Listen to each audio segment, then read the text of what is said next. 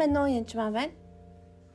Тэгэхээр эзний оршихуйд орох тал дээр бас заавалчгүй одоо гэдгийг йога ч юм уу буддаа уншиг гэж суудаг ч тэрнтэй адилхан суuna гэсэн үг л ерөөсөө бас биш.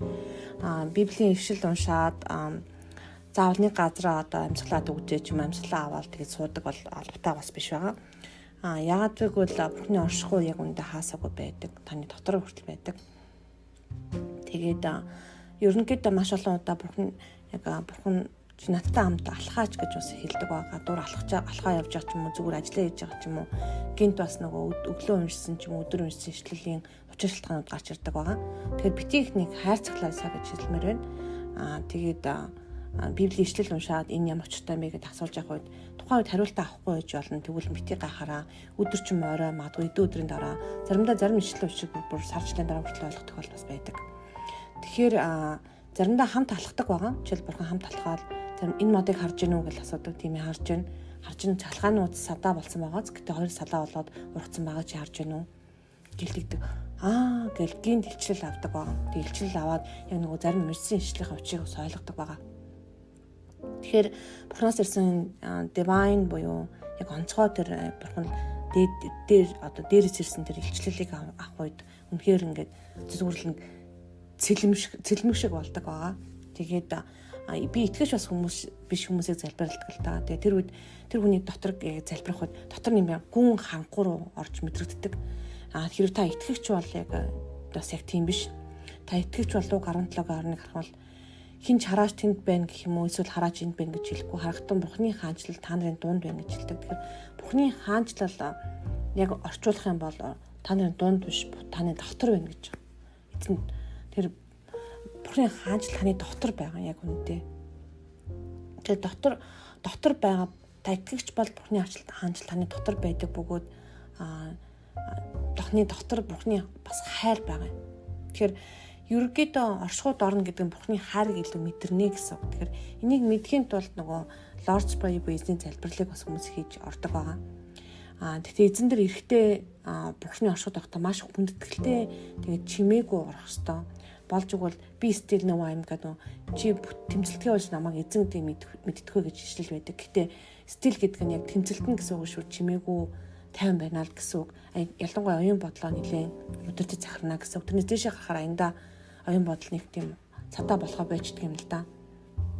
Жишээлбэл та Тэнгэртэйгээ бидний аваа гэдэг ишлэгийг хэлэх гэж бол Тэнгэртэйгээ бидний аваа гэд аваа гэд дахин хэлэх хэрэгтэй. Тэгээд дүнжлэн яг Тэнгэрт байгаа гэж юу вэ гэд тэгээд тухайн үед бас янз бүрийн хүнд өвч юм уу дарамт энэ мэддэг юм бол тэрнийг сайхан амьсгалаа тайвшаад гаргаад явуулах хэрэгтэй гэсэн.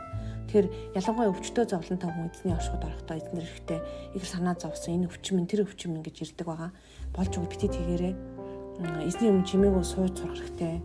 Дараа зүрхтгэлээр очих явдал бол маш чухал байдаг. Тэгээд Бурхны хүсэл юу гэж яг хүүхдүүд нь аавтай хайртай байх.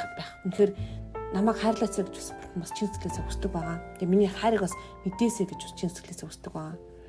Тэгэхээр одоо урд нь хийдэг байсан шиг ингсто тексто ч гэдэг юм уу эсвэл одоо урд нь хатуу бяцлагалд явж исэн хүмүүс ч гэдэг юм уу хатуу буддист байсан хүмүүс ялангуяа бөөгөр явж исэн хүмүүс энэ төр бол итгэж басныхаа дараа яг тэр тухайн зүйлийг хийх гэж бас орддог байгаа. Бас тэр шашны хүлээсүүдийг бас битий авчраараа шашин бол өөр хүлээс байгаа хүнийг хүлдэг байгаа. Тэгээд тэр шашны хүлээс зайл гэж залбираад аль болох тэр яг робот ингүүл тэгвэл ингэсэн бодлоодоос таягдан харах хаях хэрэгтэй. Бурхан юугаар дамжуулан бидэнд хичээл зааж чадна. Заримдаа би жаахан хүүхдээ автагаа тоглох шиг тоглодог байгаа. Тэгээд заримдаа зүгээр л цэцэрлэгээр хамт алхдаг байгаа. Библийн зарим ишлүүдийг хамт уншдаг байгаа. Хамт унших үед маш гоё тайлбарлаж өгдөг. Тэгээд жишээл Эден цэцэрлэгийг харахад Бурхан яагаад тэр цэцгүүдийг тарьсан, амьтан болгондор нь одоо өмхийн хөрөнгө яаж одоо цацдаг талаар ч юм уу гэл сонин юм бүр ингэж жишээ болгон ярьдаг байгаа. Тэгэхээр Бурхан цэцэрлэгжүүл үнэхээр дуртай. Тэгэхээр Бурхан яг юунд дуртай юм? Одоо бид нар түүний дүр төрхөөр бүтээгдсэн байхгүй. Тэгэхээр түүнтэй адилхан зан аршин хүүхдүүд нь аав ээжээ дурагдах тэрнтэй адилхан гэдгийг юусаа мартаж болохгүй. Тэгээ бурхан бас маш том дата сайентист байгаа. Чиний өсний ширхэг болгоныг мэднэ.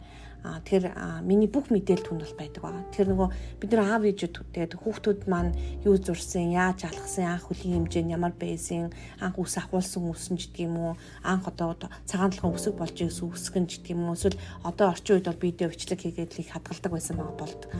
Бурхан биднээс илүү хадгалдаг. Бүх мэдээлэл дурсамжууд миний хүүхд, миний охин ийм байсан гэдэг бүх мэдээлэл нь түнд байдаг. Тэр бүр төрхөөс өмнөх мэдээлэл хүртэл байдаг. Бас ирээдүйн мэдээлэл хүртэл байдаг гэдэг юусаа мартаж болохгүй. Тэгэхээр эзний оршихуйд орж сурна гэдэг бол үнэхээр чухал зүйл шүү.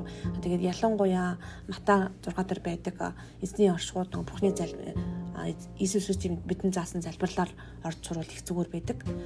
Тэгээд заавалжгүй бас тэр залбирлаар орох албатай биш, аль ч залбирлаар орж болно. Тэгээд тэрэн дээр эмчтэр очдог шиг л өвчнөө бариад очиж байгаа хүн шиг бас битээ байгаараа яг аав дээр очиж байгаа жоохон хүүхчиг байгаасаа гэж чистгэлээс би хүсэж байна.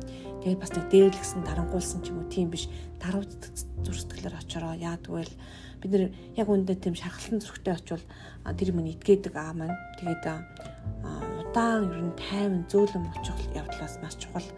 Тэгээд ер нь залбирлыг хийхдээ ч гэсэн одоо тэнгэртэй гавдны аваа гэд хийж хэлж болно. Тэгээд тайван хүлээгээ суух ёстой. Тэгээд та хэрвээ тэр залбирлыг цээжлэх байх юм бол нүдээ нээж, нүдээ анаад уншичаад буцнийгээд дахиж хараад уншиж бас болно. Бити ингэж өөрийгөө шүүгээрээ. Зарим библийн ишлэлийг заавал цээжлэх бас албатай биш. Би бол ерөн библийн ишлэл нэг цээжлдэг хүн жишээлгээд ерөөсөө биш. Гол нь гүн гүнзгий утгын учрыг ойлгож бүр зүрхнээс зүрхэнд хүрч библийн ишлэг биш иддэг байх хэрэгтэй гэсэн үг байхгүй. Иддэг. Тэгэхээр заавал орцыг цээжлэх албагүй ч гэсэн хоол их орцыг цээжлэх албатай бас биш. Тэгээд хараад хийчих бас болно заримдаа. Тийм болохоор библиэсээ хараад уншихаас битгий нэг эргэлж тэмгэлзээрээ. Тэгээд заавал нүдээ анхаар ороод нүдээ харахаар орохгүй ч гэдэг юм уу. Тийм бол юм юусаа байхгүй. Тэгэхээр би алхдаг байгаа. Заримдаа зүгээр хоол хийдэг байгаа. Бурхны хамт бүр шопинг хийсэн ч болно. Юу ч хийж болно. Эзэнтэй хамт та бүгдийг хийх боломжтой гэдгийг юусаа мартаж болохгүй. Тэгээд өнөөдрийн гол зорилго бол юу вэ гэхээр эзний оршихуйд орох нь ямар нэгэн тийм хүлээс ч юм уу одоо текст ангиста гэсэн тийм заавар дүрэн байхгүй шүү гэдгийг танд сануулж хэлмээр байна. Тэгээд үнэхээр бурхантай хамт библийн ишлэлийг уншиж сураарай. Маш гоё шүү.